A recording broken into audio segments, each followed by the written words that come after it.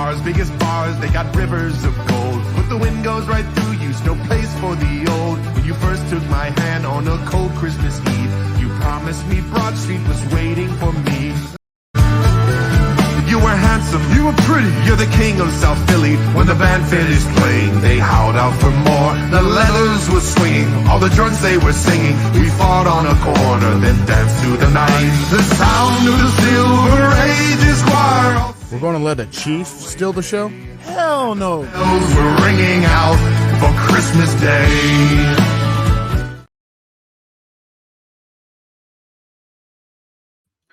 Welcome into Uncaged Sports Talk. I'm Luke Saranka. This is episode 17. Happy Thanksgiving, all. On this Thanksgiving edition of Uncaged Sports Talk, we got a good slate of football this week with 3 football games as the day this is posted, with the Packers versus Lions, Washington versus Dallas, 49ers versus the Seahawks, and then you got a Black Friday game for the first time ever. But before we get into that, I'm going to introduce my guest this week. He's been on previous episodes, Daniel Steenkamer. Hi, Luke. Happy Thanksgiving. Happy Thanksgiving. Nice to have you back on the podcast.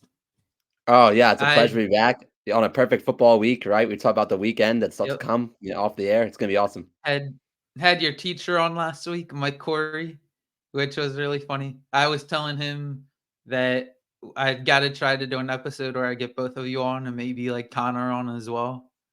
Oh, that'd be Ryan awesome. On as well. Yeah, that'd be awesome. Yeah, Mike Corey, really cool. he's awesome. He's one of a kind in so many ways. Yeah, it's awesome that he's at Delaware instructing and really dedicating his time to us in that way. Before we get into some of the topics today, I want to know your favorite parts about his class, because he was one of my favorite professors I've ever had. Probably my favorite. Yeah, I think it's clear just how much, he's in it for the right reasons. He's not just looking to round out a resume or like create some kind of buffer, to pad his stats in his career as a broadcaster.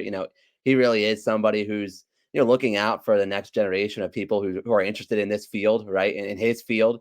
And I think he's very candid about, how important it is to, do the little things right and really make personal connections and make human connections that'll not only help you stand out as a trusted person in the industry, but also it'll just help you in life in so many ways that are beyond professional realm. So I think he's just taken a very good approach to that.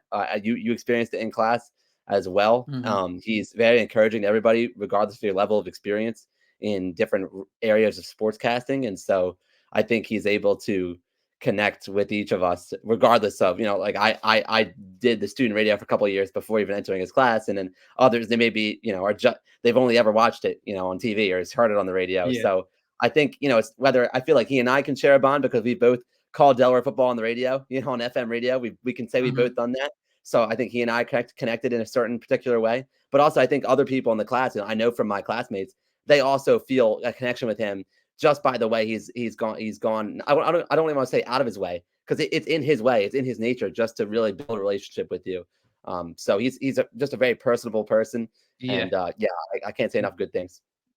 That's the word I was thinking when you were just talking about him. He's a very personable person. It's funny. Two of my guests I've had this year or on this episode so far have a connection with him, which it's funny how small of a world it is. I was talking with Mark Farzetta about that when I had him as a guest. I was like, how do those? It's just so funny how those two know each other. And then I have Mike Corey as a teacher. I have Mark Farzetta as a contact. Was able to have both of them on. It's funny how some of my guests all like run together. Right, we're really not that far apart, is what it goes to show you. And I also think it's a great testament to the network you're building too. And how you've been proactive and not. I mean, that goes to in just having this show and being up to almost 20 episodes. I want to congratulate you on that too in this time. So thank you. Yeah, I think that's what it's all about. I think it's not only just a reflection of how interconnected we are, but also you've been very diligent about it, and you've been building those bridges in much the same ways we've talked about, Mike Corey stressing that. So yeah, I think it's not just, you get some credit with that. I want to ask you, do you follow high school football at all in Delaware? I'm not able to like, know every score week in and week out. I know, Yeah. I still know just from growing up in the state and going to high school in the state. I know who still the big names are. I know my alma mater, St. Elizabeth, was in its classes playoffs, but I'm not sure that we moved past the first round. I got to check. I don't believe we necessarily. I don't think we did. But I could be wrong on that. So if I'm wrong, I apologize to the current Vikings over there. But I think I got to check back in with the VK Nation, see how we're doing. But I want to say, oh, we did have a postseason appearance, but missed out The on advancing. the reason I want to ask that before we get into these topics, I was gonna let you know might be having. I had him on before, but if they're advancing to the next round, they'd be at the state championship. Oh, they act. They've lost to Howard. That sucks. I'll still try to have him on eventually. I've got a little ahead of myself there, but my cousin, my step cousin, his team at Wilmington Friends was the defending state champions heading into this year, Yeah. and he was the left tackle for them this year. He's I was hoping they would get to the state championship and then gonna try to have him on and talk about that, whether it was after or before, which would have been really cool. They actually last year during an Eagles-Giants game showed his team on Fox. Like, they showed his Yeah. team on the Fox broadcast. I remember that. I remember that now. Yeah, yeah, yeah. I do. I do recall that getting some local news for sure. The fact that they got that recognition. I was like, "That's so funny." I was gonna try to have him on now if they would've made it to the championship and won it, because that would've been really cool to come on and just do an episode just centered around all that, centered around his season. But can still try to figure something out like that. But we'll see. We'll try to make something work with that. But we'll get into our topics for the day. I want to ask you before we get into some football talk, what are your thoughts on Aaron Nola? The Phillies bringing back Aaron Nola on a 7-year, $172 million deal. What are your thoughts? Yeah, my first thought is really pretty simple, which is that this keeps Aaron Nola away from the control of the Atlanta Braves, right? A division rival, a team that had maybe been rumored and linked to him, or at least having some idea of interest or some degree of consideration of bringing him in. And so that would have been just brutal for fans, Yeah. for the team to have a frontline starter. It'd be one thing if the Phillies were comfortable, not giving him the money they ended up giving him and just letting him, see what's out there elsewhere. But if he ended up landing with a foe like the Braves, that would have been, for competitive purposes, just within your division, a nightmare for multiple matchups in the regular season. So I really like the fact that you're able to keep him. It's almost like the addition by subtraction of subtracting an option that Atlanta would have otherwise had in free Yeah. agency. So I think that's a great part of it. I know that you have your reservations about the length of the deal and the money involved. That when you get to the back end, but the thing about it is a lot of these big money contracts in Major League Baseball, none of them are going to age well for most Yeah. teams. So you're almost kind of cutting your losses on that, and you're saying on the front end of this deal, that's really where the championship window lies anyway. So I actually don't have a ton of issue with it. I think it's another one of those plays where by the Phillies where it's another commitment to trying to finish off and get over that final hump of winning a world Mhm. championship in the next few years sooner rather than later.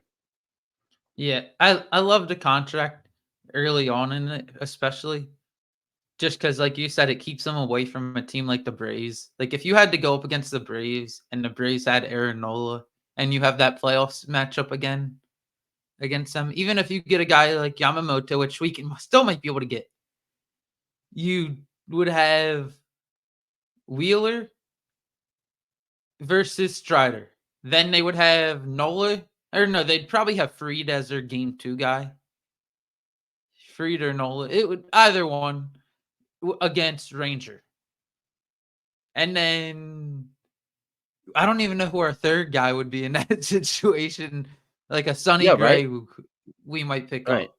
It would Yeah. be Nola versus Sonny Gray. Braves would have a definite pitching advantage by like a mile. So, like you said, it's addition by subtraction, basically. Subtract Yeah. from the Braves, and it makes you stronger, and it keeps your window open because your pitching rotation would be weak without Nola. Or at least it would The just thing, feel so different, right? And he's yeah, such a homegrown guy, right? And he's so used to those playoff games in Philadelphia. I think, and yeah, it's and a no-brainer. they're still trying to bring in another pitcher. They're still in the market for the Yamamoto guy from Japan. He's only 25. If they can get him, our pitching rotation goes from looking okay. Right now, it looks okay because you still got Taiwan in there. But if you get Yamamoto, it goes from looking okay to great because then you're 1 Wheeler, 2 Nola, 3 Ranger. He might even, by the end of the season, he'd probably even get pushed back to the 4, 4 Yamamoto, and 5 Christopher Sanchez. And they're still going after a guy like Josh Hader. Right, If they could get a right. Josh Hader, bye-bye, Craig. Never come back to Philly. I'll help plan your retirement party. Yeah, Bye-bye, yeah. Craig, anyway. I'll go out there and pitch. I'd rather I'd Yeah. rather see I'd rather see Joe DeCamera go out there and pitch. I was Joe just trying to DeCamera, think of a that's name. good. He wears the Mhm. Phillies uniform all the time. Just throw him on the field. Rather see him pitch than Craig Kimbrell. But I like where the Phillies off season's been headed so far. What's your before I actually ask your take on another Phillies topic? My take on the back end of the contract, I just don't like how the contract's gonna age because he started to decline in the regular season this year. He showed signs of declining, and he's already over 30, and he has the most pitched innings over like the last 6 years. So it's just gonna get worse and worse, probably. His best year is probably behind him. His best year was, I think, the 2019 year right before the pandemic, or 2021, one of the I believe it was the 2019 year. Right before the pandemic, he almost won Cy Young. But I just I picture the contract after 3 years, you're gonna be like, "Get this guy out of Philly. This contract looks horrible," because it's gonna be I think it's gonna be a quick fall off once it happens. It's gonna be like he fell off a cliff almost when it And comes. pitchers can be like that, right? So, yeah, arms are fragile, and not to call the players, Yeah. the players themselves aren't fragile, it's just the way the sport is, it's an And and unforgiving reality for pitchers, especially starters. and 2 straight seasons going deep into October. They won 2 Yeah, straight seasons deep into October. right. That's even more stress on your arm. You're gonna age even that's like another quarter of a season or half a season almost with how much effort you have to put into those games as a pitcher.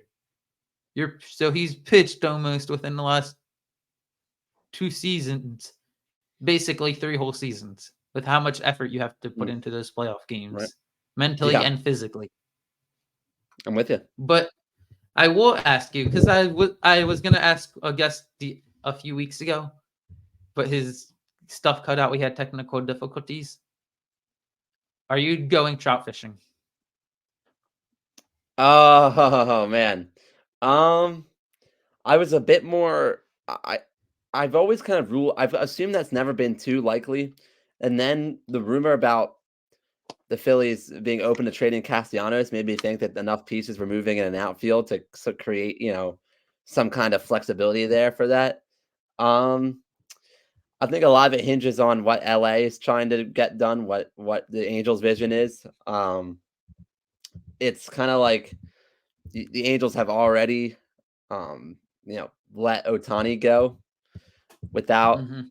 getting a lot in return in terms of competitively this past season or on in a trade in season last that didn't never happened obviously. So you had me stuck. That's a bit of a stumper there because I just don't if it's gonna take for talk about having your best year behind you, like Trout is still excellent, Yeah. but like he also falls in that category, right? Of like I don't think we're getting him on the upswing if that were the case. Now, again, I don't want to. That sounds like an awful way to oversimplify him because Trout is still an all-star, right? I mean, at least I think he is. I know he wasn't My healthy, right? And that was part of the problem. And so I don't want to judge him too closely on My one way, season. But my I way think of over. What was what that? you got? No, go ahead. Keep going.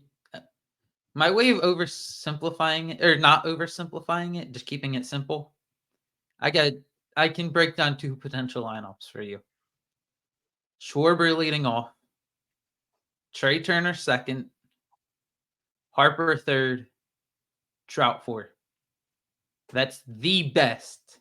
If Trout's even close to what he's been in the past, that Yeah, is the best top four in baseball in the last, maybe uh, in our lifetime. That yeah, would be the right. best top four in our lifetime. Yeah, Maybe in a long, long time. yeah. Or another potential lineup: Trey Turner, Bryson Stott, Bryce Harper, Mike Trout, Kyle Schwarber. That would be just an insane lineup. No pitcher would want to face that lineup. The Phillies lineup's I been don't. good as it is.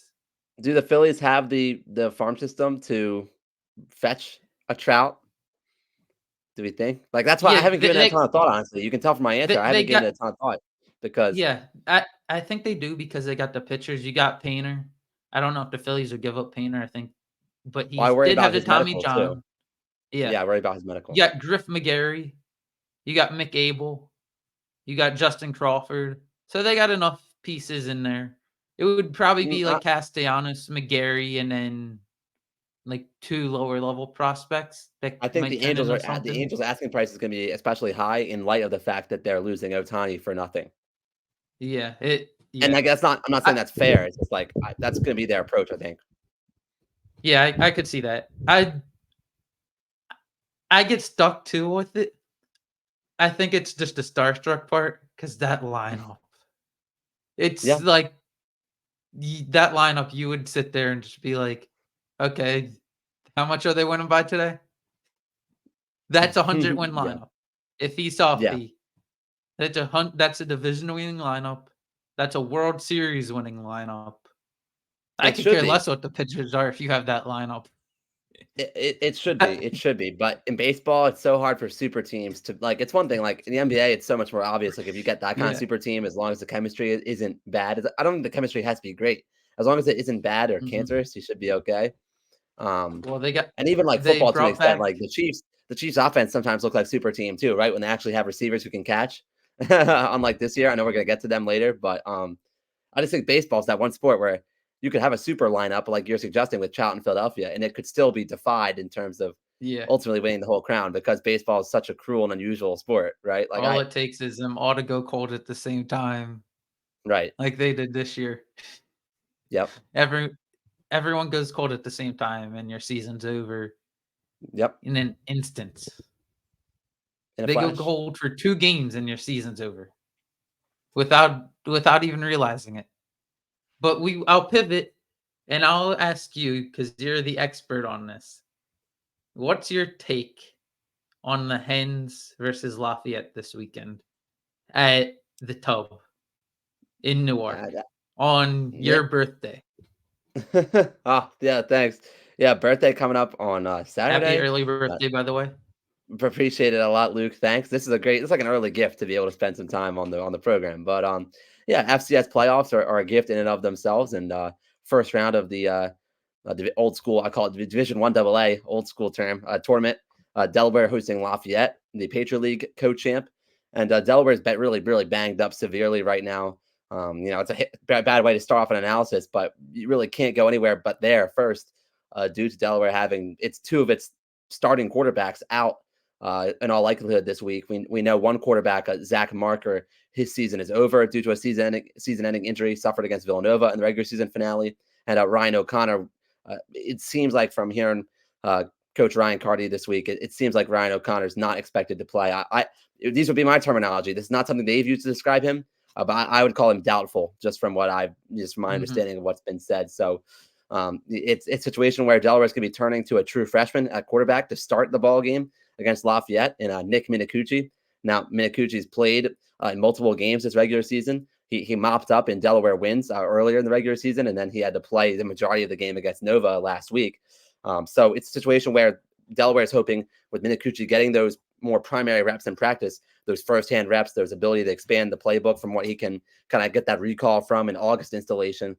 There's hope that Nick Minakuchi can have a bit more at his disposal in terms of just repertoire on Saturday against Lafayette, and he's going to need it because it's a Lafayette defensive front that's very strong. It's able to pressure the quarterback with, want to call it, in the neighborhood of 35 sacks this season as a team committed by Lafayette. So the Leopards can get after you when you're trying to throw the rock around. And Lafayette also has a winning formula, kind of old school winning formula. Get after the QB on one end and then run the football when you're on offense.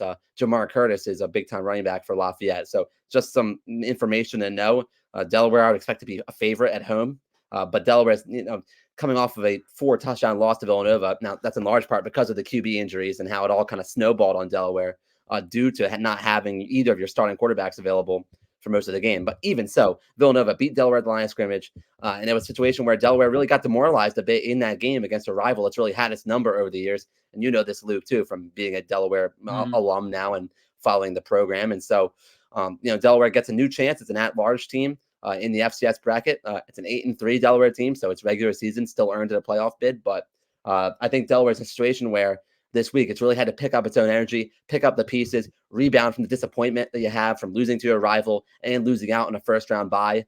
Delaware really could have used a first-round bye to weather not just the QB injuries, but other injuries at other spots in the field. It really is just going to be really an excessive number of them. And again, all teams are dealing with it, but for Delaware to have it pile up the way it has, you look at Delaware has a starting secondary player on the defensive side who got banged up on Saturday, at least one. Delaware is without one of his starting receivers for the year. He got hurt back in September. Kim Wimberly has been out for now the whole season since he was hurt against New Hampshire. So Delaware's really been just a revolving door of injuries. But in reality, they didn't play nearly well enough against Villanova to get a top 10 win. And so now you have the repercussions of that where you have to play in the first round. And then the winner of this first round game, Delaware Lafayette, it has to head out to Montana. The number 2 seed in the FCS bracket this year is the University of Montana Grizzlies. So that's not going to be an easy task either. And, so this Lafayette Delaware game, I fully expect Lafayette to, see itself as having a fighter's chance in this one. It's a Lafayette team that's looked pretty good much of the year. Lafayette was able to take out Holy Cross, which had been on top of the Patriot League in recent years. And Holy Cross does not get the auto bid in the Patriot League because it went to Lafayette with the head-to-head win by the Leopards earlier this year. So Lafayette has a really impressive makeup, and Delaware is kind of limping into this thing. And so when you're in the postseason, who's hot? I think Lafayette's the hotter team right now, and Delaware's going to have to prove that at home it can overcome that. I was doing some research too on this. I haven't been keeping up as much with the work and all going on, but I was just doing some research with like the lines when you mentioned that. There is not an official line for the game, but there's odds currently for the FCS championship. This should give you some insight to how big the line potentially might be. Delaware is plus 5,000. They're 8th on the list. They're tied for 8th on the list. While Lafayette is plus 40,000. Lafayette, there is getting no chance at all. Just about no teams are getting a chance, really, except for Montana, North Dakota State, and South Dakota State odds-wise. But those are drastically different odds. 40,000 for plus 40,000 for Lafayette versus plus 5,000 for Delaware. Yeah.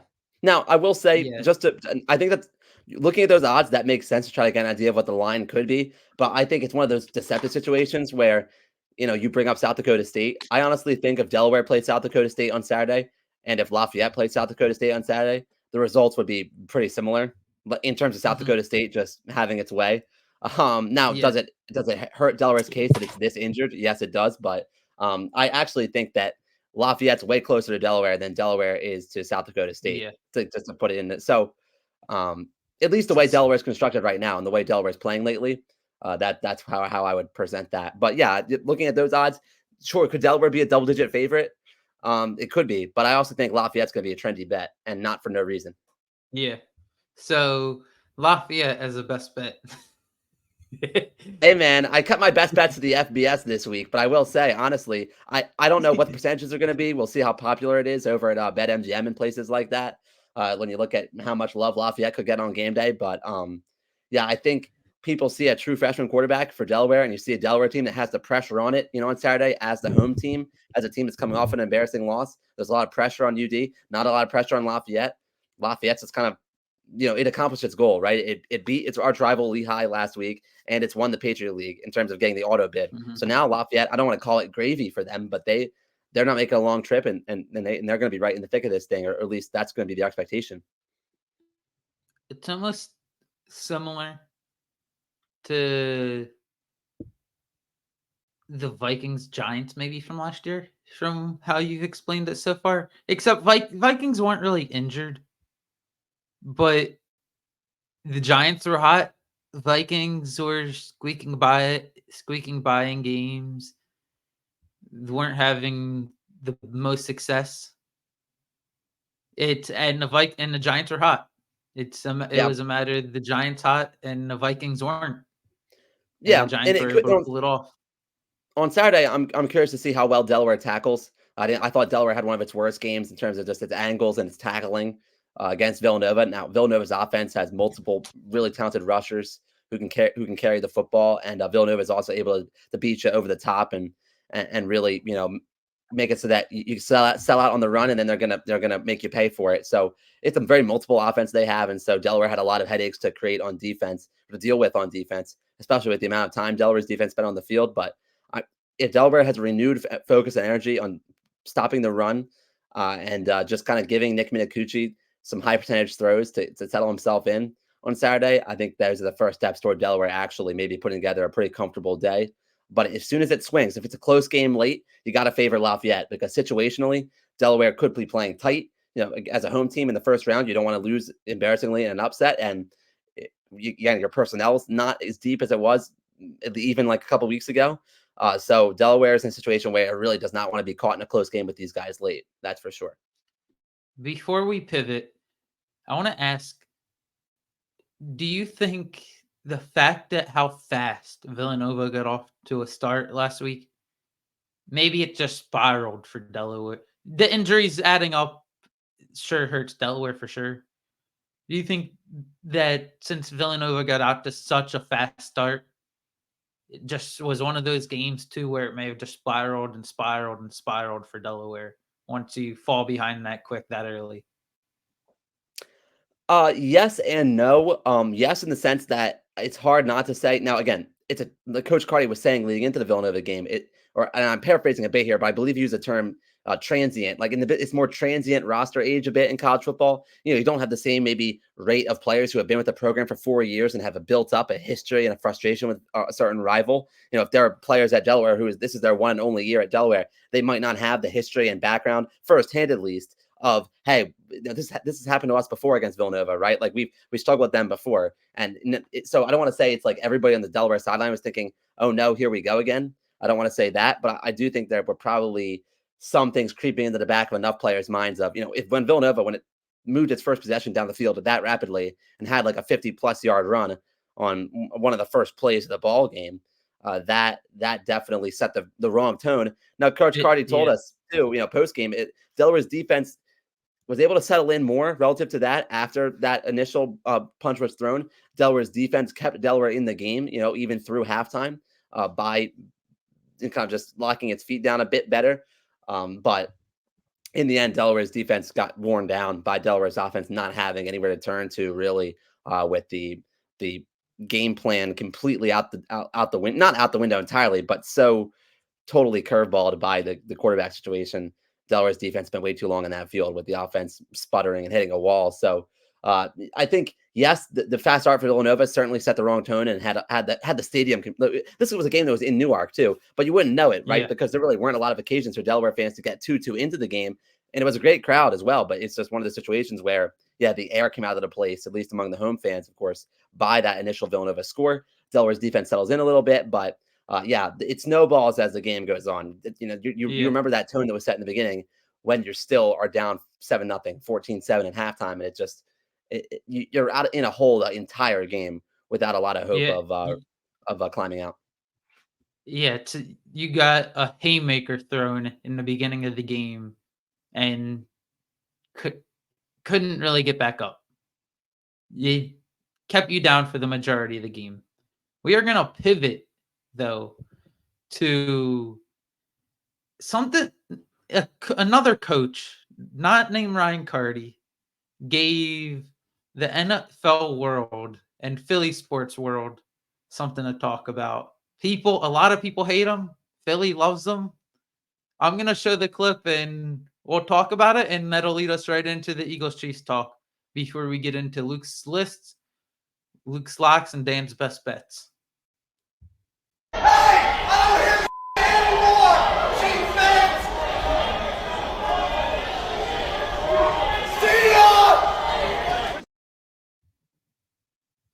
I want to know your thoughts first on that, Dan. I think that's wild for a head coach to do. They're like almost conduct unbecoming is a good wording for it. But I want to know your thoughts. Yeah, I think there's a lot to break down here. It just was one short clip, and like it was in the tunnel, and I shouldn't be surprised we have video of this, right? But like I'm not totally sure he was aware. He said it like he was certainly okay with it being recorded. He screamed it and shouted it loud enough for any recording video to pick it up. And so I'm not sure I'm opposed to it. I mean, it was after a win. It's a huge win. You're getting a little bit of payback for a very close Super Bowl from a season ago. And so, it's a ball game that the Eagles really needed to have, I think, in order to, continue to assuage the doubts that people want to bring up due to the close final scores and maybe the style of play is not the same as last year. The offense isn't lighting it up in the same way. I think we've heard folks say in general, but so I don't think I'm, staunchly against it. I think maybe I'm conditioned differently than you might be because I've been watching college football, more than anything this season. And I've seen more and more outspoken college coaches on various topics, not just Deion Sanders, but it just seems like, coaches in the FBS level, at least or who are getting the most attention, at times are letting it rip a little bit. And I just think Nick Sirianni, his persona to me, his charisma or his identity is, this kind of falls in line with that. So I'm not taken aback by it. I think it's a bit, is it going to be over the top for some people? Sure. Are there going to be people who want a more stoic head coach? Sure. But this is the Nick Sirianni who I watched with tears, streaming down his face just during the national anthem at the Super Bowl. Right. And that became like an iconic moment. So to me, this is the exact same kind of thing as that. It's just in a post-game setting, and it's victorious, and it's the emotions that are spilling over, just like his tears were spilling over in that pregame ceremony. So, I think that it's as long as it's something that, again, it seems pretty authentic because I'm sure that he takes that to his team too, right? Like I bet you that's how he's handling a lot of the motivation in the locker room, and not that the Eagles aren't already very intrinsically motivated, but all I'm trying to say is I don't have a ton of issue with it. Is it a clip that's going to come back in this postseason? Is it going to be used against him? Probably. Is it going to be a meme if the Eagles don't work out? If it's Eagles Chiefs in the Super Bowl, it'll be played every Yeah. day on ESPN, Fox Right. Sports. It'll be Right. played every single day. Especially with the Chiefs fans probably circulating it, any of the Chiefs fans who were there and could hear it, because it was directed at them, right? So I think that's the Yeah. other thing too. People might not love that, but it's always in the spirit of, I'm sure the Chiefs fans are always giving it to him, yelling stuff at him when he's coming out of the tunnle. And so, he's giving it right back. I didn't hear any, or maybe I guess it was like a mild profanity there, but it wasn't anything like outrageously offensive directed at anybody in particular. So yeah, I think that's as much as I can analyze about that one. The thing that throws me off about that is it just I could see it coming from a player, even a coordinator. I could see it coming from, but a head coach, you're supposed to be the representative of a team. You're supposed to be the front man of the team and set the example. Doesn't seem like much of an example. Like if Yeah.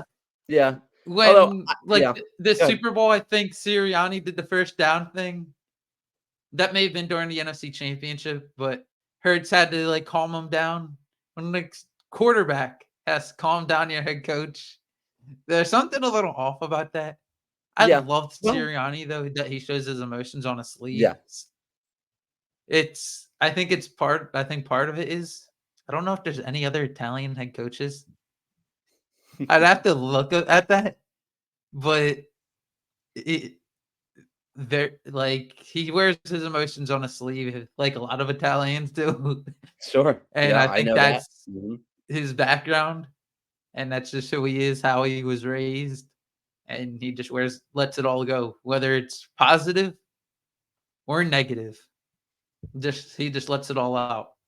Now, I'm not sure to counter one thing you said. I'm not totally sure it's a bad thing that the quarterback is the guy who's sort of keeping the coach in check in this case because Jalen Yeah. Hurts, especially in the wake of the Monday night win, I feel like he now is getting the recognition and the praise as being somebody who's so even keeled, at the podium, in the press conferences. So often he's, very, very level headed in the way he's going about all the ups and downs of the game. So I actually think it works. Like, I think you're accustomed to maybe like even like Brady, like he was all fired up pregame and was pumping his fist and had that routine where he was saying like, let's bleep and go and all this stuff, right? Like wasn't that his big thing? Like Belichick's like Mhm. the prototypical head coach is like locked in.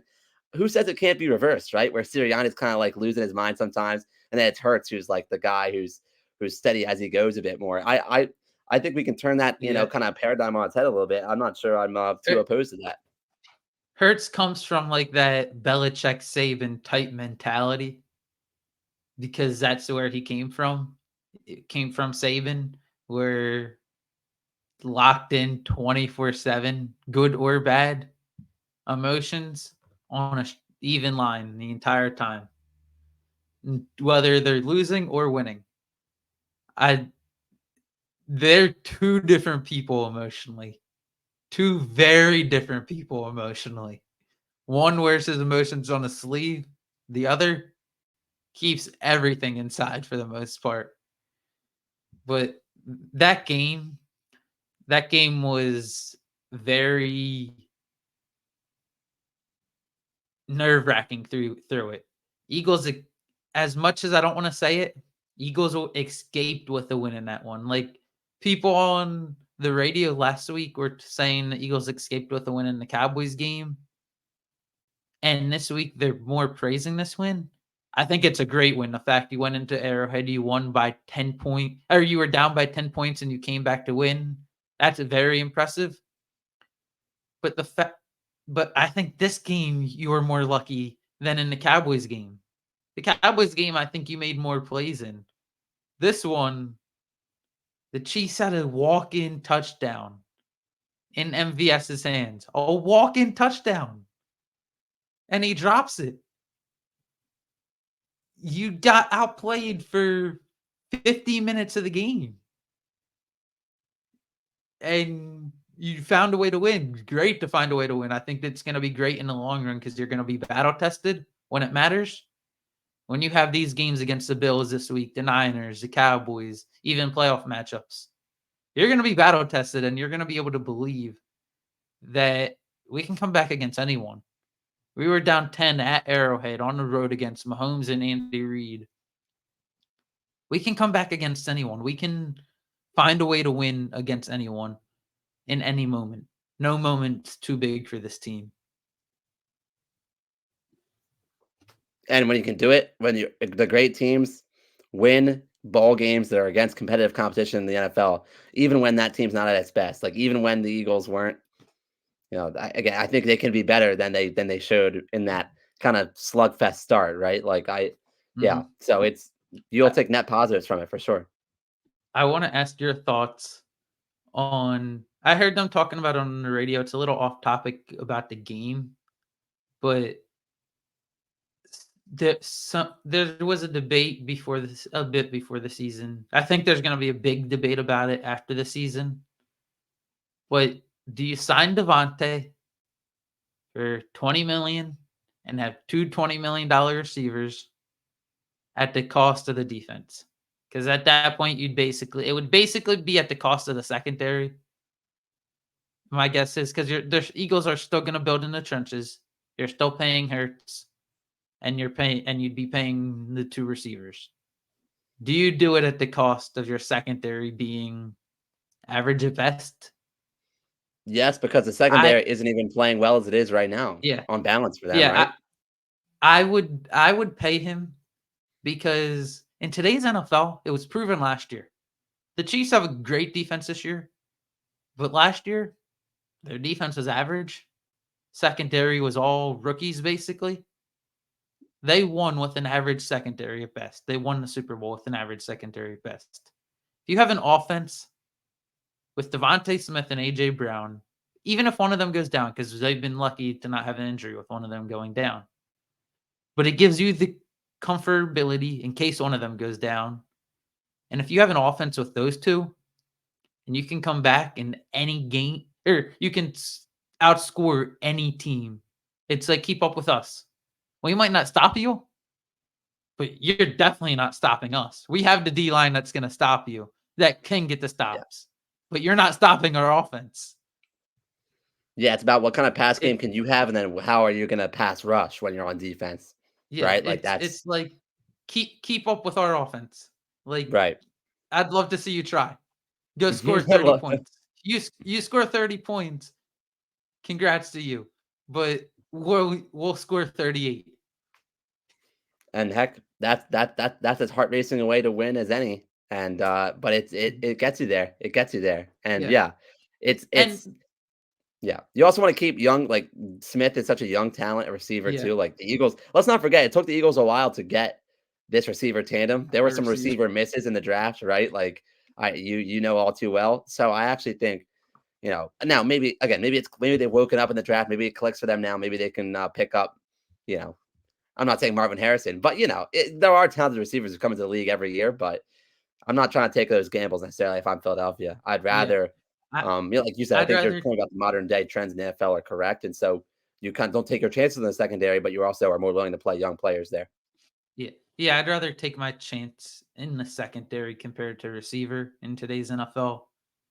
Because even if my defense is going to give up 26 a game, that's okay. I'm going to score 32 a game. Because Yeah, and I part of the got problem too, the best right? receiving core in the league Yeah, and yeah. the top 5 QB. Part of the problem too is like the rules on defenses today. You can have so many talented Yeah. defensive players, but the flags and the protection of the quarterback, we still roughing the passer is still called at a kind of high Mhm. clip, right? And again, I'm not talking about that's not something the secondary usually commits. But yeah, it's so touch and go sometimes for defenses with the way the rules are that I think you actually don't have a lot of choice in what you really should be prioritizing. We are going to pivot to Luke's list, then Luke's locks, and Dan's best bets to wrap up. When we get into Luke's locks, I'm going to tell you guys a statistic about how I'm picking on the year, which I'm very proud of. I've been bragging about. Hopefully that doesn't come back to bite me, but I'm going to announce it on air for the first time. People can hear what my record is, where I rank in the world on ESPN for Pigskin Pick'em against the spread. But I'll do that when we get to Luke's locks. First, want to get into my power rankings. Gonna try to make this short and sweet because we're at the 43-minute mark. But my NFL power rankings, the Bills are trending up. They move up 9 spots. I'll get into why. As you see, they're in the top 10. Or they move up 6 spots. But as you can see, they're in the top 10. The Bengals moved down 12 spots. That's really obvious why. They're at 19. They moved down 12 spots because of one person getting hurt. Joe Burrow. That team without Joe Burrow is going to be average at best. And average at best might be generous for them. But I'll speed through these real quick so we can get into our locks and best bets of the week for the Thanksgiving football edition. Coming in at 10 is the Texans. They finally have tracked the top 10 of Luke's list.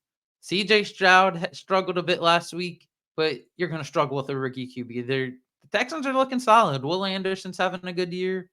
Some young players on defense. Tank Dell's starting to break out, starting to come on strong. Texans' future is looking bright there in Houston. Stroud's been really good this year. He was actually my number 1 QB on my board. I remember saying that last year on the cage. I liked him over Bryce Young just because I remember watching Bryce Young, like clips of Bryce Young.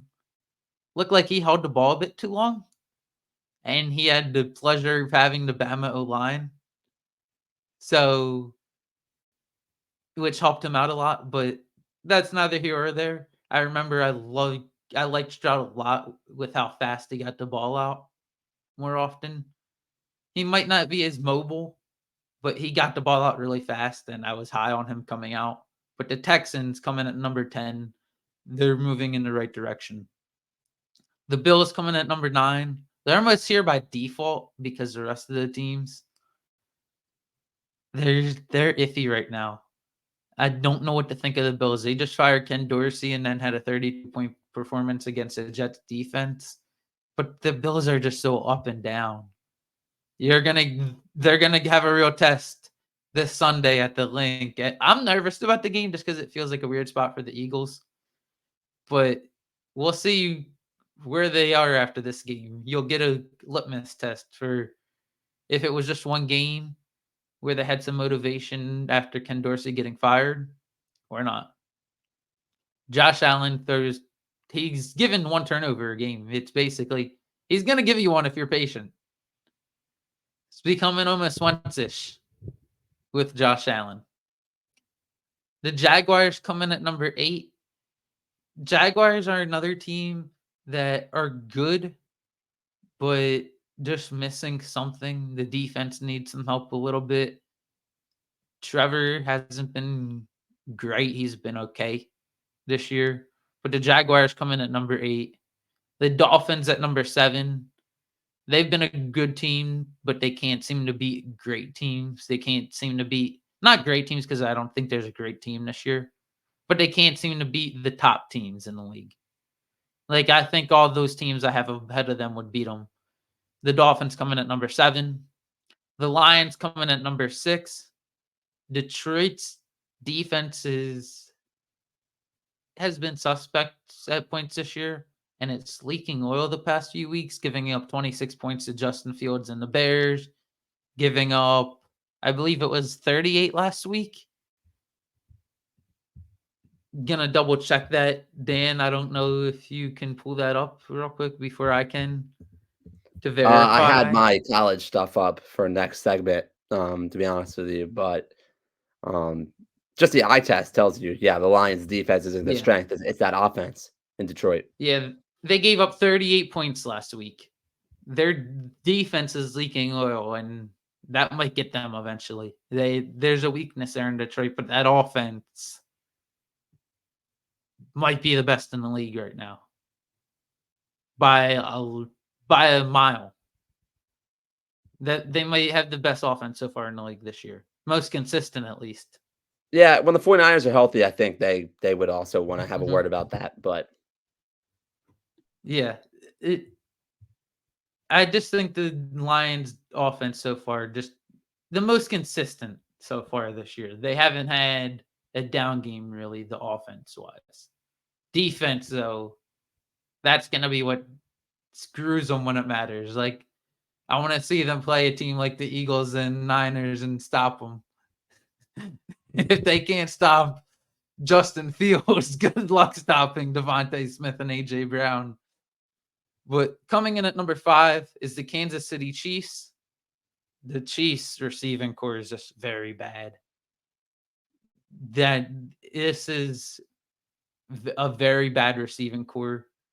Their defense is great, but their receiving core is going to hold them back this year. Travis Kelce, there's only so much two men on offense can do receiving wise. Patrick Mahomes at quarterback and then Kelce, there's only so much they can do. That receiving core is going to hold them back when it matters. But the saving grace for them is the AFC is weaker than it has been in the past because of whether it's due to injuries or other things going on in the NFL. Teams just not being great this year. Coming in at number 4 is the Baltimore Ravens. They dropped one spot. Only reason they dropped one spot is because of the Mark Andrews injury. That's a huge injury. If he doesn't get hurt, they're 3rd, maybe 2nd after the win against the Bengals. But Mark Andrews getting hurt is a huge loss for the Baltimore Ravens. Coming in at number 3, the Dallas Cowboys move up one spot. I got the Cowboys right here just because they've been consistent. Granted, they haven't beat a really good team, but there's not many really good teams.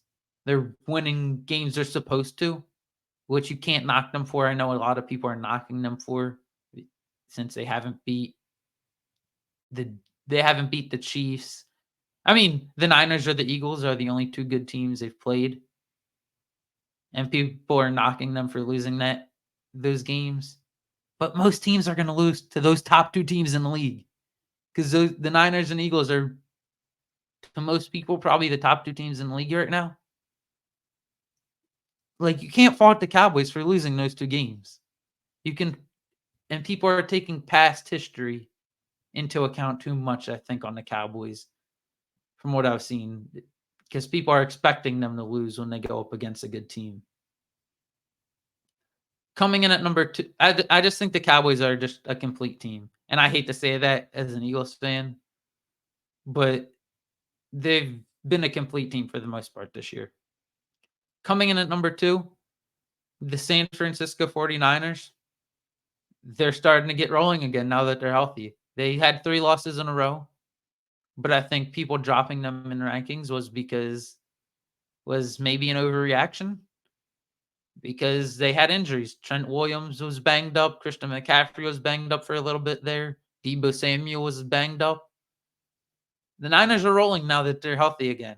They just had an injury to the secondary, which that's going to be one of their doings, something that might do them in playoff time if it comes down to it. And Purdy, he was great in their last game, but it's also, would you trust Brock Purdy in a big game? He's been good this year. Well, it's a situation of, would you trust him? I definitely trust Christian McCaffrey. If they get out to a lead against any of these teams on this list, they're winning if they get out to a 7-0 lead. Niners are the type of team you're not coming back against. No matter how hard you try, you're not coming back against the San Francisco 49ers. They're a front-running team, just like the Cowboys, but even more of a front-running team with how dominant they are when they get a lead with the play-action pass and their pass rush. Coming in at number 1 is a team that just knows how to win. This team just knows how to win for the last 28 weeks. Maybe 29 now, it might be. The Eagles have been in first place or better for the last 29 weeks of football. There's something to be said about that. This team just knows how to win. Games have been close, but good teams find ways to win. And when you can do it consistently, there's something to be said about that. They've won 9. I saw a stat. They're 9-1. I saw a stat too. The Eagles are the first team to lose the first teams in 32 years to lose the Super Bowl and start their next season 9-1. Last team was the Bills 32 years ago. That's very impressive. So some of these struggles could even be attributed to a Super Bowl hangover, and they're fighting through a Super Bowl hangover and still winning. Most teams Hey, wait a usually have a second. Super Bowl hangover and they're still winning. Yeah, except I thought a Super Bowl hangover only occurred to the winning Super Bowl team, not the losing Super It Bowl happens team. to the losing team too, because who lost? The Bengals lost. They didn't have a huge hangover. But there's been hangovers to some. I'd have to go back and look at previous Super Bowls. Yeah, I mean, It's just when I'm you mostly just nitpicking, but yeah, when you go deep into the playoffs, that deep, and you don't get as much prep time for the off season, and your teams and your players don't get as much rest, it can hurt you moving forward. So being the first team to go 9-1 in 32 years since the Buffalo Bills after losing the Super Bowl, that's very impressive. Very impressive. So we'll see where the Eagles go from here. Hopefully the offense can get clicking again. Just get through these next 4 games 2-2. You get through these next 4 games 2-2 and get the 1 seed, and you're going back to the Super Bowl. And I'll say that right now, and you can book it. That's a lock. That'll lead us into Luke's locks. Actually, before we get into Luke's locks, I want to know some of your thoughts. If there's anything that stands out to you on this, Dan. Yeah, I mean, I know we gotta keep moving. We're gonna run low on time eventually, but yeah, I think the one thing, and there are multiple things I have a couple takeaways maybe, but the biggest one is this week, and the way you have it stacked up in your rankings helps us to get an idea of, okay, look, somebody's gonna have to come out of the AFC, right? And the Chiefs look maybe more vulnerable than we're accustomed to seeing them looking. The Ravens are beaten up and banged up. Mark Andrews, a huge loss. I know John Harbaugh maybe said at one point there's an outside chance, perhaps, of Andrews getting back this year, but that's not a given, certainly. And so, the Bengals with Burrow going down, the Brown, even like a team like the Browns is such a strong defense, they don't have Deshaun Watson the rest of the year. I really, really am wondering, where does the AFC go? Probably it still runs through Kansas City in the end, especially if the Chiefs are able to get that Arrowhead home field throughout the playoffs. But yeah, I think when you see Eagles, 49ers, Cowboys, top 3, that makes sense because then, okay, you go to the Ravens and Chiefs pretty tightly. The Dolphins are there, but do we think the Dolphins are going to take out any of those top 6 teams that you have? I think you're right. They would probably be a slight underdog against them all. And so, yeah, I think this creates a lot of the Bills maybe are healthier, but aren't a sure thing because they're, like you said, they're a roller coaster. So the AFC, we had said, oh, so stacked, so many quarterbacks, so this, that, and the other thing. And all of a sudden, the AFC gives me as much of a headache as the NFC did at the beginning of the year. Yeah, the NFC is looking like the power conference now. Even if you disagree with someone like the rankings, even if people disagree with like where certain teams are placed, the top 6, people aren't going to disagree with the top 6. They might disagree with some of the order here or there, but that's all personal preference for the most part. But having 4 teams for the NFC in the top 6 consensusly, that's very impressive for the NFC and shows how strong the NFC is this year compared to previous years at the top. We're going to get into Luke's locks, and we're going to speed through these so I can let Dan get into his best bets for the college football week as we wrap up on this episode. Luke's locks this week. Before I give my picks, I'm going to read off some of my stats for the ESPN Pigskin Pick'em against the spread. And you're going to be in shock with some of these, Dan, how high I am ranked. My record is 97-66. I'm picking at a 59.5% clip, which that's very impressive because to be profitable, you got to be 54%. I'm not betting like single-handedly on these games, so it's not profitable because I just do like $5 parlays here and there. But 97-66, really good record. I'm ranked 596 on ESPN, and I'm in the 99.7th percentile on ESPN. 5 picks away from the leaderboard. There's only 10 weeks left, but 15 picks away from first place on the entire leaderboard. That would be insane if I somehow pulled that off. But 15 picks away from first place on the entire leaderboard and 5 picks away from just having my name in the top 50 on the leaderboard for ESPN, which that I've been very proud of myself with that being in a 99.7th percentile. Now for my picks for the week. I'm going to speed through these, not really give a true breakdown, give like a quick thought on each one. Packers plus 7.5 on Thanksgiving today. I think the Packers keep up with the Lions today. Lions defense is leaking oil. As we said, the Packers come out with a win in that one. Or not a win, they don't win, but they come out with a cover against the Lions in Detroit. The Steelers minus 1.5. The Steelers going up against Drake Browning in his first ever start. Steelers come out with a win. Steelers get lucky again in a game they might even get outgained in. And they still probably find a way to win because they're going up against Jake Browning. Patriots -2.5. I'd like that line for their matchup. I think Bill Belichick, like, as much as they've struggled this year, they're going up against Tommy DeVito. Bill Belichick is gonna have that man seeing ghosts. He's gonna have, like, Tommy DeVito sounds like a guy that the Giants pulled out of the stands. Like, I could picture, like, Tommy DeVito just being a kid from New York, like a 22-year-old from New York, however old he is. His friend just on the street of New York being like, "Yo, Tommy, yo, DeVito." It just seems like a typical Italian name from New York, Tommy DeVito. Yo, Tommy. I just can picture like the mob voice saying his name. But yeah, Bill Belichick's gonna have Tommy DeVito seeing ghosts this weekend. Cardinals +0.5. I like the Cardinals this week in their matchup.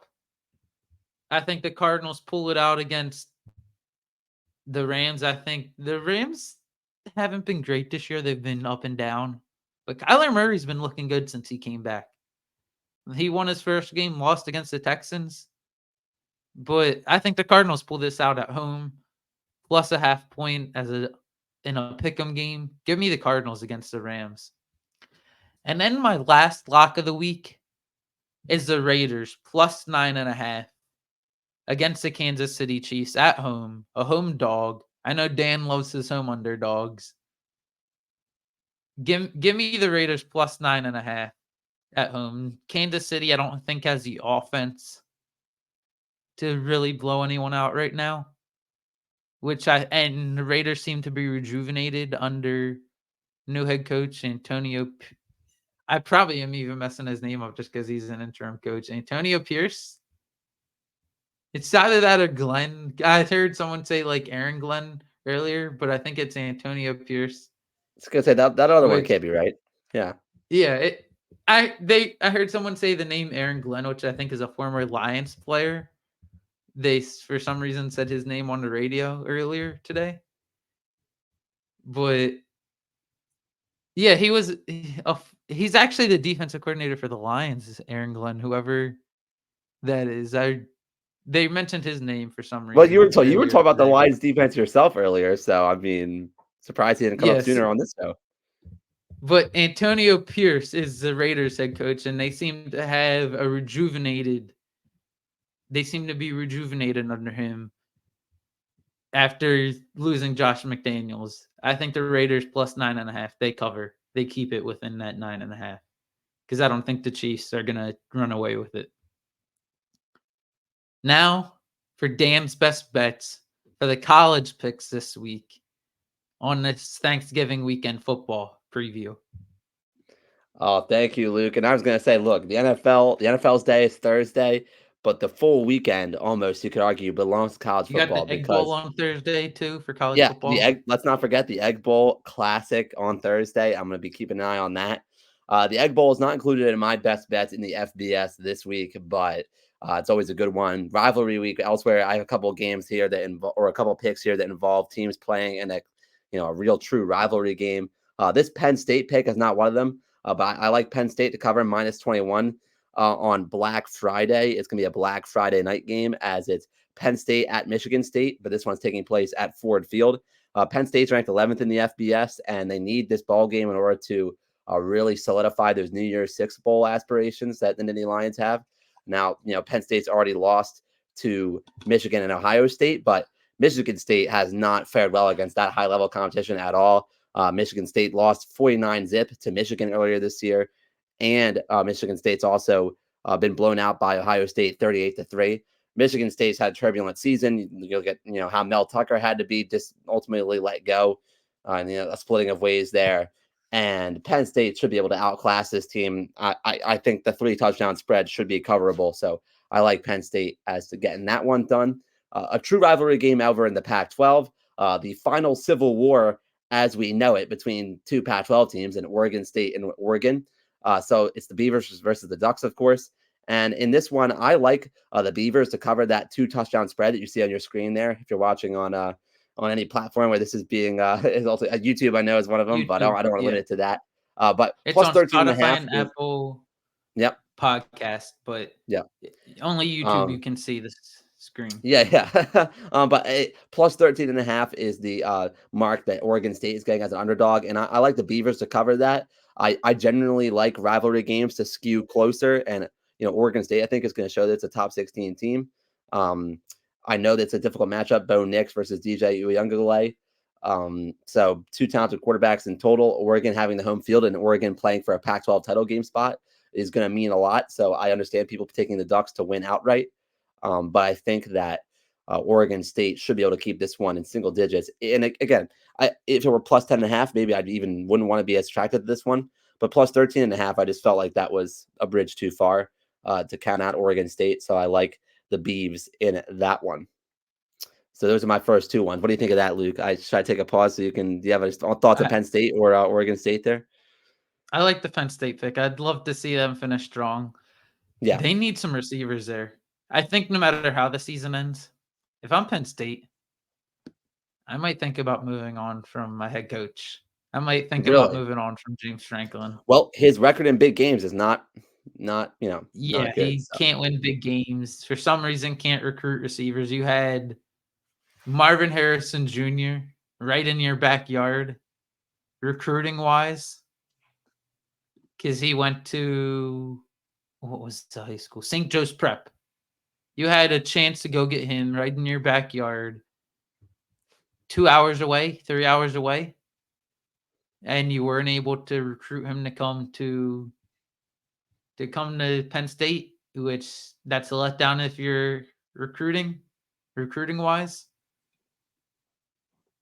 Franklin, I think it's time that they move on from Franklin. They have no receivers at all, and he can't win big games. I'm not here to debate that one. Not here to debate that point. All I'm here is to tell you is that I think they're going to have no problem with Sparty. And I will make one more mention. Penn State, Michigan State, and Oregon State, Oregon, those two games I was just describing, both on Friday, and they're actually a bit back-to-back as the Big Ten games on NBC at 7:30 Eastern, and then on Fox at 8:30 Eastern is the game between Oregon State and Oregon. But moving on, I'm also heading over to the group of 5 for this pick here. I like SMU minus 18 over in the American Athletic Conference. And in the American, it's SMU playing host to Navy on Saturday at noon on ESPN2. I really don't think that Navy's going to be able to score with SMU.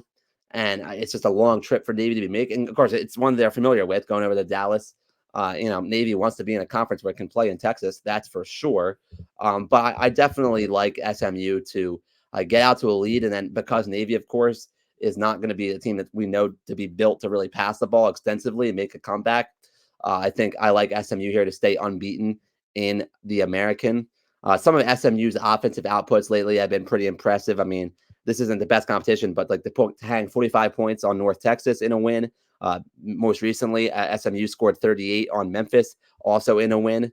69 points scored on Tulsa in a victory. 55 points against Temple in a win. So, SMU's ceiling on offense is pretty high. You have to have a 9-2 record with one of those losses coming against Oklahoma and the other coming to TCU.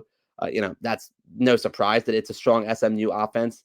But I just think that it's a matchup that definitely leans me toward going with the cover by SMU. And the other thing about Navy is Navy's, I really think, is built to win games that are generally a bit lower scoring. They have shown some weeks where they've been much better on offense, but the Army-Navy game is up next in the regular season for Navy. And I think in the end, they could find themselves looking forward to that more than anything after a bit of a break in the schedule. So I like SMU a fair bit there in the group of 5. Staying with the group of 5 picks over in Conference USA, I'm going to take a look at Western Kentucky minus 10. Going to roll with the Hilltoppers in that one. So we take a look at their matchup this weekend. Western Kentucky gets the opportunity to face Florida International. So it's WKU at FIU. Really like Western Kentucky's quarterback, Austin Reed. He has 27 touchdowns in the season, to 11 interceptions and is over 3,000 yards on the year. Florida International has only won one Conference USA game this season. I'm kind of surprised that the line is only Western Kentucky by 10. I know Western Kentucky didn't exactly win a ton of style points against Sam Houston last time out. It was only a 28-23 win for WKU, but this isn't a Western Kentucky team that's exactly in the top of the Conference USA standings. But Florida International, I think, is so far behind that I know it's in Miami. The game is on the road for WKU, but I'm pretty confident in Western Kentucky to score enough. It's kind of similar to SMU, honestly. Very similar line of thinking. I just think I trust the offense way more of the Hilltoppers. So give me the Toppers that time. And this last pick, staying with the group of five, is one of my favorite ones of the weekend. And again, it's not my most confident one, but I like that I'm picking it because it's a Georgia Southern Appalachian State, one of the great rivalries in the group of five. Dates back to their FCS days. So, of course, I'm going to be a big fan of that one. And Appalachian State, when you look at how they're going to be coming into this ball game against Georgia Southern, App State's coming off of a pretty big high after beating James Madison in a game that was, featured by College Game Day. JMU had been unbeaten. JMU had been getting a lot of attention. And App State was able to come in and disrupt all of that with a win in Harrisonburg, Virginia. So Appalachian State, you take a look at how they're entering this one, and they're riding on a high. I'm counting on this rivalry game skewing closer and maybe catching App State feeling itself a bit coming off of its 26-23 win over JMU. This is a game that's going to be right at 3:30 on Saturday. It's going to be a great little prime afternoon spot for these teams on ESPNU. App State has a lot of momentum as their win at JMU was their fourth in a row, if I'm counting that correctly. 1, 2, 3, 4 in a row after a couple in-season losses to Coastal Carolina and Old Dominion back-to-back for App State. So App State's not airproof, or I should say they're not airtight. And I think Georgia Southern, I beg your pardon, has had a bit of an uneven year.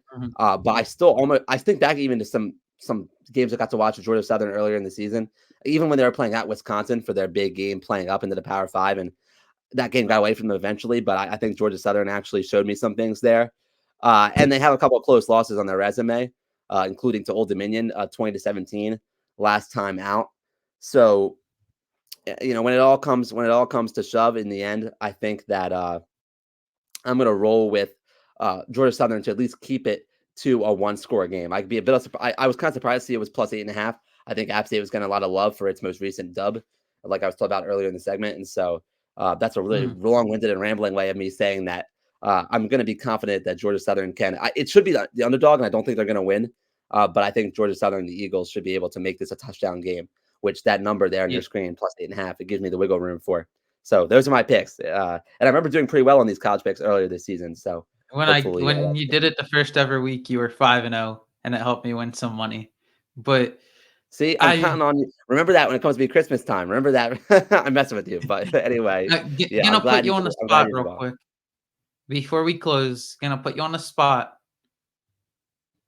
Who do you think is gonna win? Just give me your pick for it. Ohio State versus Michigan. Michigan. Yeah, comes out with the win. Big Blue is actually benefiting from all of the extra discussion and extra controversy about Jim Harbaugh's acceptance of the suspension and the sign stealing, the advanced scouting situation that's being investigated or was investigated. And I want to say it was investigated. It's still being looked into, right? I know people have more questions about it, but I actually think Michigan actually gains a net positive from it. Jim Harbaugh is able to coach him during the week, is my understanding. And, even if he's not with the team on game day, sure. Do you want to have him here to manage that whole, pardon me, my mantra. Do you want to have him in order to kind of manage the sideline and all the emotions that come with the rivalry? Sure you do, right? But Michigan's really, really been, and again, this is a heavyweight game. I don't say it's by a lot, but I just think Michigan is going to give my edge here. Because really, when you look at the emotions that go into it, I think Michigan's going to boil over the top with this whole Michigan versus everybody thing. So give me the Wolverines. The future Bears head coach is going to be headed to the college football playoff without even coaching the last 3 regular season games. The future Bears head coach is a wild label for it. Wow. I mean, Bears or Raiders, one of the two, but I'm going to say Bears just because Jim Harbaugh coaching Justin Fields would be mind-bending to me. Yeah.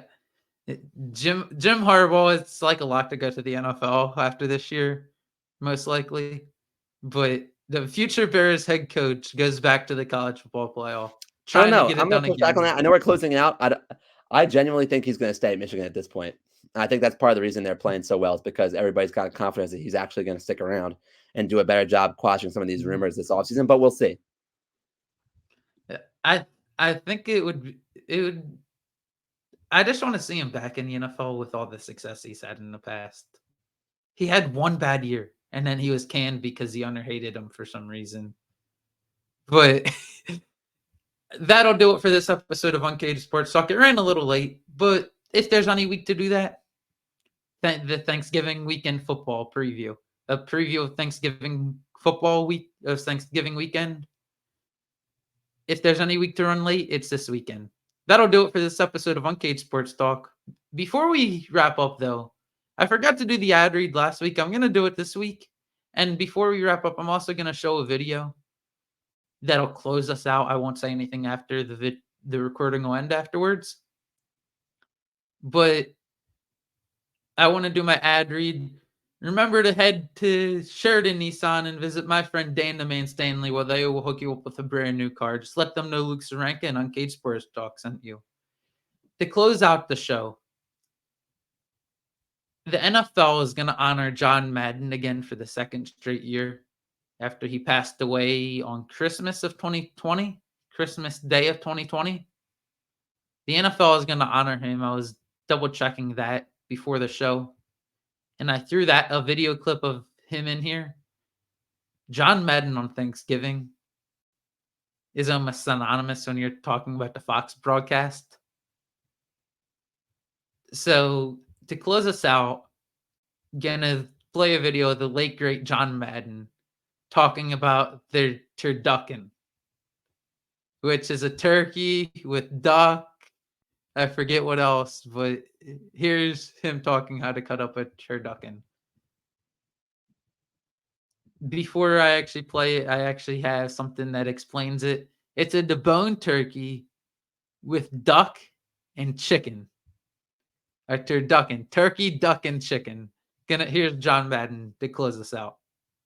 But anyway, here's how you slice it. See, a lot of people don't know. You have to slice it down the middle.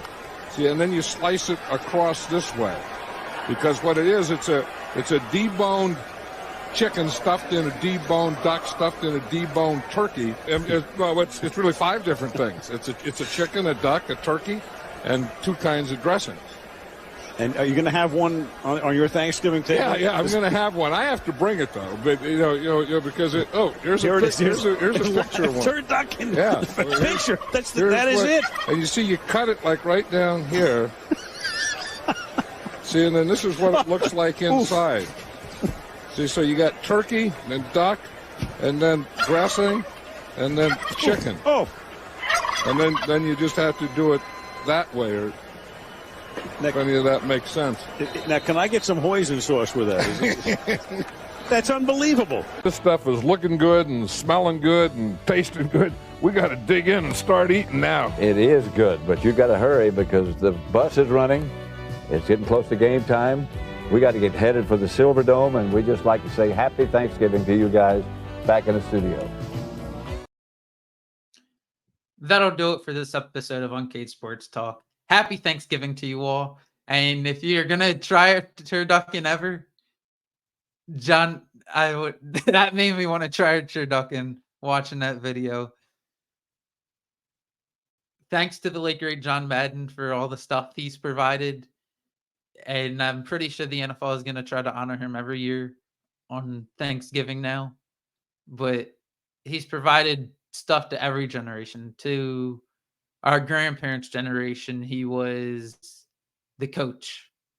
To our parents' generation, he was the announcer. To our generation, Dan, he was the video game growing up. That's how our generation remembers him. Madden, the video game. But that'll do it for this episode of Uncaged Sports Talk. Have a happy Thanksgiving, everyone. And tune in next week to episode 18 of Uncaged Sports Talk.